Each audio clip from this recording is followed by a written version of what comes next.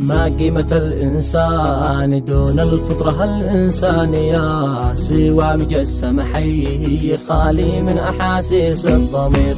تستوطن الرحمة كيانات القلوب الحانية، والعفو شيمة ما حملها غير من جهده كبير. قطوف الأخلاق النبيلة والتواضع دانية، تجني مكاسبها وتلقى في حياتك كل خير.